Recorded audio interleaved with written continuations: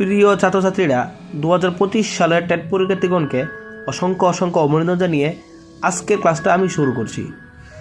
তো ছাত্রছাত্রীরা, আজকে আমি তোমাদের সামনে টেট পেপার 2 এর রাষ্ট্রবিজ্ঞানের দ্বিতীয় পর্ব নিয়ে আলোচনা করব। গত ক্লাসে আমি তোমাদের সামনে টেট পেপার 2 এর রাষ্ট্রবিজ্ঞানের প্রথম পর্ব তুলে ধরেছিলাম, আজকে দ্বিতীয় পর্ব। তো ছাত্রছাত্রীরা, তোমরা জানো যে টেট পরীক্ষায় রাষ্ট্রবিজ্ঞান থেকে 15 নম্বরের প্রশ্ন আসে এমসিকিউ। এই এমসিকিউর জন্য একটা সিলেবাস রয়েছে। আমি এই সিলেবাসের উপর ভিত্তি করে তোমাদের জন্য রাষ্ট্রবিজ্ঞানের প্রশ্ন তৈরি করেছি। তো প্রশ্নগুলি তো একটি ক্লাসে দেওয়া সম্ভব নয়, এতগুলো প্রশ্ন, তাই আমি কয়েকটি পর্বের মাধ্যমে তোমাদের রাষ্ট্রবিজ্ঞানের এই সিলেবাসটা ফুল কমপ্লিট করে দেব। আশা করি এই প্রশ্নগুলির মধ্য থেকেই তোমাদের টেট পরীক্ষায় প্রশ্ন আসবে। তো প্রশ্নগুলি কিন্তু খুবই ইম্পর্ট্যান্ট, যেগুলি কিনা আমি বিভিন্ন জায়গা থেকে সংগ্রহ করেছি। তো ছাত্রছাত্রীরা, আর দেরি না করে আজকের ক্লাসটা আমি এখান থেকে শুরু করছি। তো গত দিনে আমি একটা হোমওয়ার্ক দিয়েছিলাম। কি হোমওয়ার্কটা হচ্ছে ভারতীয় সংবিধানের প্রস্তাবনা সংবিধানের প্রবেশের চাবিকাঠি।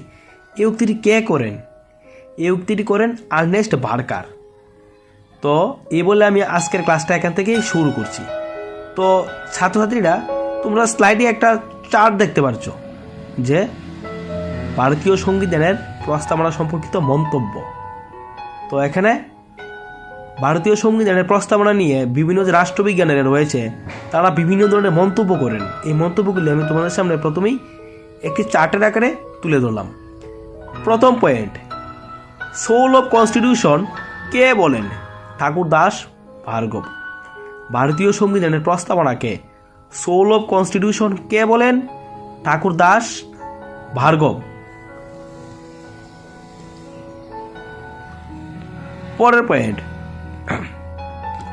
ভারতীয় সংবিধানের প্রস্তাবনাকে সংবিধানের আইডেন্টিটি কার্ড কে বলেন? এন পালকিওয়ালা ভারতীয় সংবিধানের প্রস্তাবনাকে সংবিধানের আইডেন্টিটি কার্ড বলে উল্লেখ করেন। পরের প্রশ্ন, ভারতীয় সংবিধানের প্রস্তাবনাকে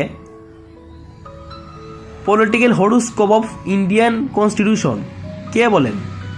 কে এ মুন্সি ভারতীয় সংবিধানের প্রস্তাবনাকে political horoscope of Indian constitution বলে মন্তব্য করেন। পরের পয়েন্ট হচ্ছে প্রস্তাবনা ভারতীয় সংবিধানে প্রবেশের চাবিকাঠি। এই উক্তিটি কে করেন? Ernest Barker. এই উক্তিটি কিন্তু গত দিনে তোমাদের হোমওয়ার্ক ছিল। এইগুলি ছিল ভারতীয় সংবিধান নিয়ে যে বিভিন্ন রাষ্ট্রবিজ্ঞানীরা এইগুলি ছিল ভারতীয় সংবিধানের প্রস্তাবনা নিয়ে যে বিভিন্ন রাষ্ট্রবিজ্ঞানীরা বিভিন্ন ধরনের মন্তব্য করেন সেইগুলি। তো এই মন্তব্যগুলি কিন্তু খুবই ইম্পর্টেন্ট, মোস্ট ইম্পর্টেন্ট মন্তব্য এইগুলা। সোল অফ কনস্টিটিউশন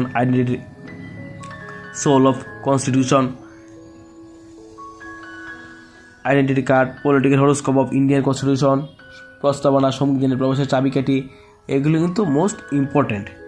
তো পরের স্লাইডের দিকে আমরা নজর রাখছি। আজকের পরের প্রশ্ন, সংবিধানের কোন অংশটি আদালত কর্তৃক বলবৎযোগ্য নয়? সংবিধানের কোন অংশটি আদালত কর্তৃক বলবৎযোগ্য নয়? প্রস্তাবনা, মৌলিক কর্তব্য, রাষ্ট্র পরিচালনা নির্দেশমূলক নীতি, এই তিনটি অংশ আদালত কর্তৃক বলবৎযোগ্য নয়।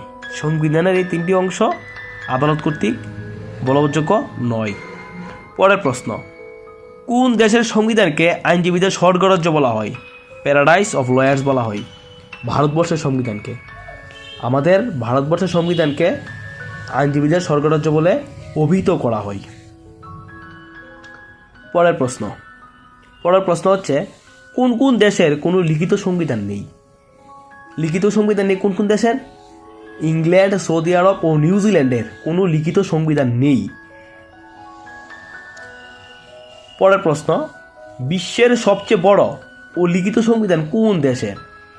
আমাদের ভারতবর্ষের সংবিধান হচ্ছে বিশ্বের সবচেয়ে বড় ও লিখিত সংবিধান। পরের প্রশ্নের তোমরা প্রথমেই হেডলাইন দেখতে পাচ্ছ যে ভারতীয় সংবিধানের মূল বৈশিষ্ট্য। তো আমরা জানি যে আমাদের ভারতবর্ষের একটা সংবিধান রয়েছে, এই সংবিধানের কতগুলি বৈশিষ্ট্য রয়েছে? কি কি? বিশ্বের দীর্ঘতম ও জটিলতম সংবিধান হচ্ছে আমাদের ভারতবর্ষের সংবিধান। তারপর সুপরিবর্তনীয় ও দুষ্পরিবর্তনীয় হচ্ছে আমাদের ভারতবর্ষের সংবিধান। পরের পয়েন্ট, ভারতবর্ষের সংবিধানের বিভিন্ন উৎস থেকে আহরিত সংবিধান, মানে ভারতবর্ষের সংবিধান বিভিন্ন উৎস থেকে আহরিত সংবিধান। পরের পয়েন্ট, আমাদের ভারতবর্ষের সংবিধানে নাগরিকদের জন্য কতগুলি মৌলিক অধিকার রয়েছে। তো এখানে এটাই বলা হয়েছে যে ভারতবর্ষের সংবিধানে নাগরিকদের মৌলিক অধিকারের স্বীকৃতি রয়েছে। পরের পয়েন্ট, ভারতবর্ষের সংবিধানে রাষ্ট্র পরিচালনার কিছু নির্দেশমূলক নীতি রয়েছে। এগুলি ছিল ভারতীয় সংবিধানের মূল বৈশিষ্ট্য। এছাড়াও রয়েছে ভারতবর্ষের শাসন ব্যবস্থা হচ্ছে সংসদীয় শাসন ব্যবস্থা। ভারতের শাসন ব্যবস্থা হচ্ছে এক নাগরিকত্ব ও নাগরিকের জন্য মৌলিক কর্তব্য। এগুলি ছিল ভারতীয় সংবিধানের মূল বৈশিষ্ট্য। এগুলো থেকে কিন্তু বন্ধুরা প্রশ্ন আসতে পারে। মোস্ট কমন পয়েন্ট কিন্তু এগুলা। কি কি? বিশ্বের দীর্ঘতম ও জটিলতম সংবিধান, সুপরিবর্তনীয় দুষ্পরিবর্তনীয় সংবিধান, বিভিন্ন উৎস থেকে আহরিত সংবিধান, নাগরিকদের জন্য মৌলিক অধিকার, মৌলিক কর্তব্য, রাষ্ট্র পরিচালনার নির্দেশমূলক নীতি। এগুলো কিন্তু কমন। এরপর রয়েছে এক নাগরিকত্ব ও সংসদীয় শাসন ব্যবস্থা। পরের পয়েন্ট, মূল সংবিধানে ভারতের কয়টি ধারা ছিল? কয়টি ধারা? 395টি ধারা ছিল ও 8টি তফসিল ছিল। তো ছাত্রছাত্রীরা 395টি ধারা কয়টি পার্টে বিভক্ত ছিল? 22টি পার্টে। 395টি ধারা 22টি পার্টে বিভক্ত ছিল। আর মূল সংবিধানে কয়টি তফসিল ছিল? 8টি তফসিল ছিল। পরের প্রশ্ন, বর্তমানে ভারতীয় সংবিধানে কয়টি ধারা রয়েছে? 470টি ধারা রয়েছে। কয়টি পার্টে? 25টি পার্টে। আর বর্তমানে কয়টি তফসিল রয়েছে? 12টি তফসিল রয়েছে। ধারা 470টি, 25টি পার্টে বিভক্ত আর 12টি তফসিল রয়েছে। মোস্ট কমন প্রশ্ন কিন্তু। তবে বন্ধুরা মোস্ট কমন প্রশ্ন এটা। পরের প্রশ্ন, ভারতীয় সংবিধান রচনায় মোট কত দিন সময় লাগে? ভারতীয় সংবিধান রচনায় মোট 2 বছর 11 মাস 18 দিন সময় লাগে। কয় বছর? 2 বছর 11 মাস 18 দিন সময় লাগে। ভারতীয় সংবিধান রচনায় মোট কতদিন সময় লাগে? ভারতীয় সংবিধান রচনায় মোট 2 বছর 11 মাস 18 দিন সময় লাগে। অনেকটা দীর্ঘ সময় লেগেছিল ভারতেরই সংবিধান রচনায়। মোস্ট কমন প্রশ্ন এটা। এটা প্রিভিয়াস ইয়ারের প্রশ্নে এসেছে। পরের প্রশ্নে প্রথমে তোমরা দেখতে পাচ্ছ যে একটা হেডলাইন দেওয়া আছে। কি? ভারতীয় সংবিধানের বিভিন্ন অংশ। আমরা জানি যে পরের প্রশ্নের প্রথমে কিন্তু দেওয়া আছে যে একটা হেডলাইন দেওয়া আছে যে ভারতীয় সংবিধানের বিভিন্ন অংশ। আমরা জানি কি আমাদের যে ভারতবর্ষের সংবিধান রয়েছে তার কতগুলি বৈশিষ্ট্য রয়েছে আমরা আগের স্লাইডে দেখলাম। তো ভারতবর্ষের যে বিভিন্ন অংশ রয়েছে এগুলি কিন্তু বিভিন্ন দেশের বা বিভিন্ন বই থেকে সংগ্রহ করা হয়েছে। তো কোন কোন দেশের থেকে যে কী কী সংগ্রহ করা হয়েছে সেগুলি কিন্তু আমি একটা স্লাইডে করে তোমাদের সামনে তুলে ধরব। তো ভারতীয় সংবিধানের বিভিন্ন অংশ। ব্রিটেন থেকে কি কি নেওয়া হয়েছে? ব্রিটেন থেকে নেওয়া হয়েছে পার্লামেন্টারি ও সংসদীয় শাসন ব্যবস্থা। আমাদের ভারতবর্ষের যে পার্লামেন্টারি শাসন ব্যবস্থা রয়েছে ও সংসদীয় শাসন ব্যবস্থা রয়েছে সেটি কিন্তু ব্রিটেন থেকে নেওয়া। পরের পয়েন্ট, আইন প্রণয়ন পদ্ধতি। এই আইন প্রণয়ন পদ্ধতিও কিন্তু ব্রিটেন থেকে নেওয়া। পরের পয়েন্ট, এক নাগরিকত্ব কিন্তু ব্রিটেন থেকে নেওয়া। এরপরের পয়েন্ট, পাবলিক অ্যাকাউন্টস কমিটি। এটিও কিন্তু ব্রিটেন থেকে সংগ্রহ করা হয়েছে। এটা কিন্তু ছাত্রছাত্রীরা খুবই ইম্পর্টেন্ট একটা পয়েন্ট। তো তোমাদের কিন্তু এখান থেকে প্রশ্ন আসতে পারে, 100% কমন পয়েন্ট। যে প্রশ্ন দিয়ে দেবে যে ভারতীয় সংবিধানের আইন প্রণয়ন পদ্ধতি কোন দেশের থেকে সংগ্রহ করা হয়েছে। প্রশ্ন অপশন দেওয়া থাকবে, এখানে ব্রিটেন থাকবে। এটা হচ্ছে মোস্ট ইম্পর্টেন্ট একটা স্লাইড। ব্রিটেন থেকে সংগ্রহ করা হয়েছে কী কী?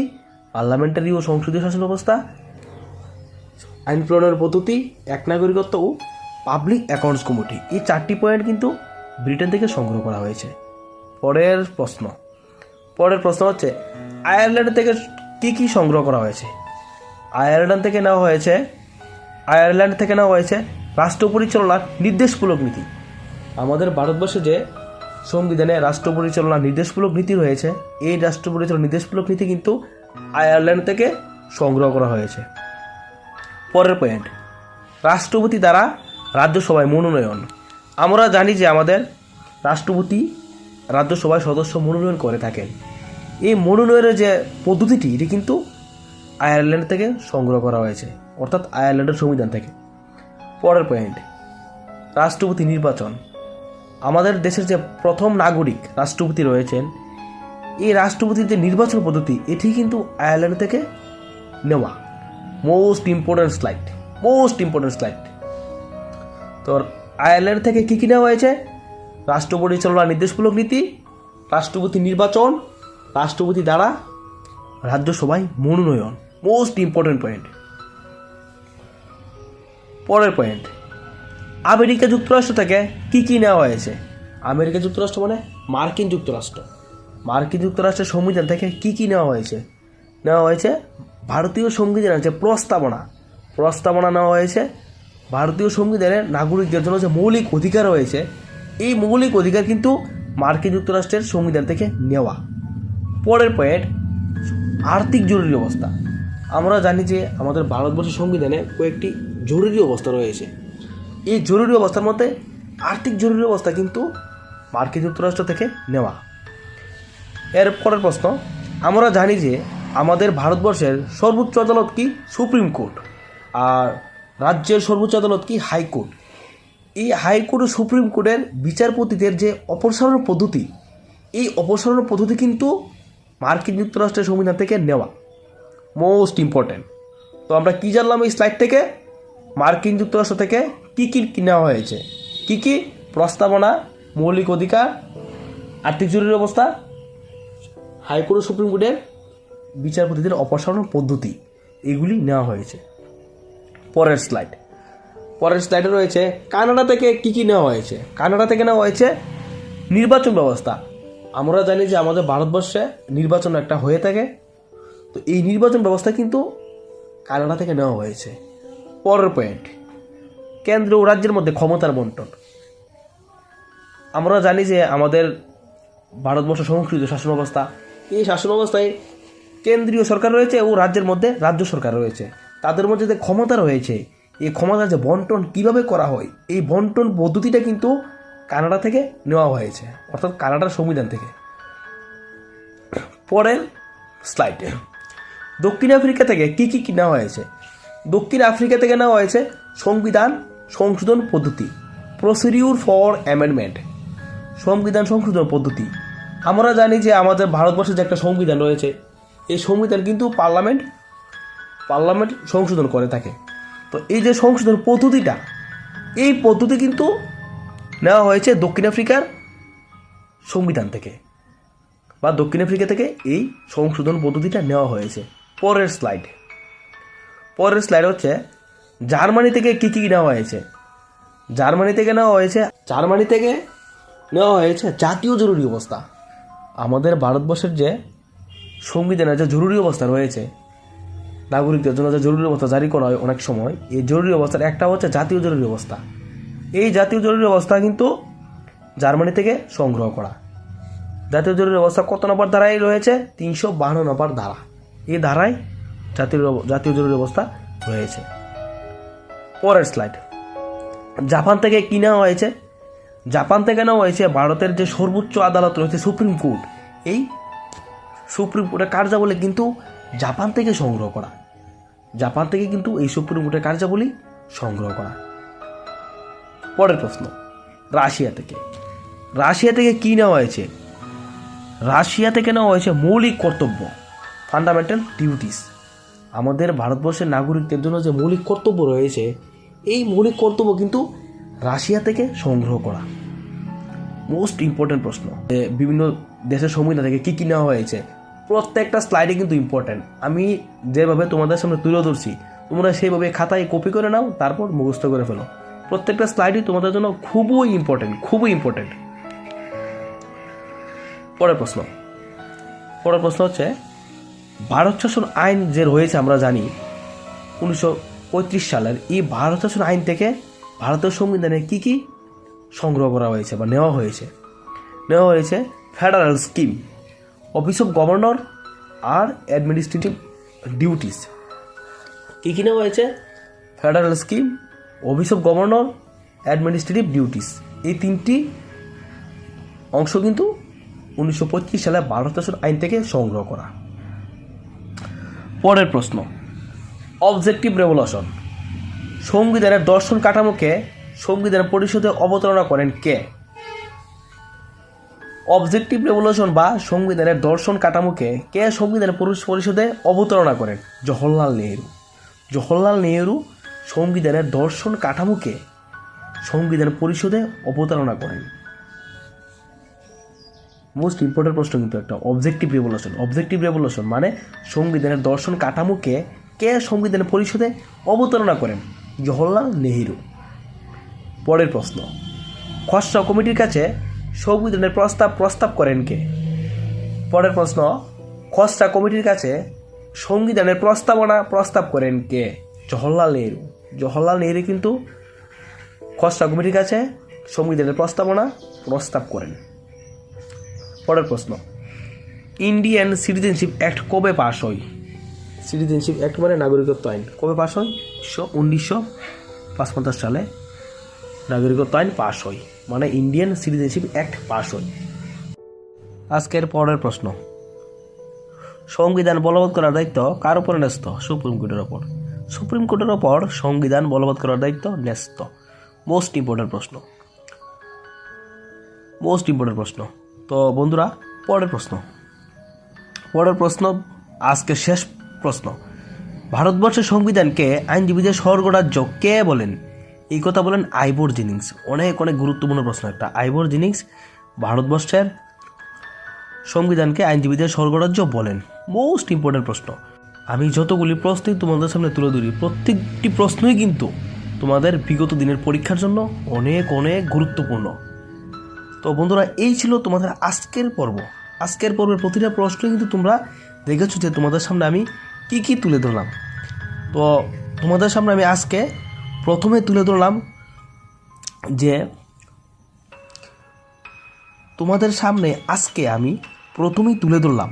ভারতের প্রস্তাবনার মন্তব্য, কে কী মন্তব্য করেছেন, ঠাকুরদাস ভার্গব কী মন্তব্য করেছেন, এন পালকিওয়ালা কী মন্তব্য করেছেন, এইগুলি তুলে ধরলাম।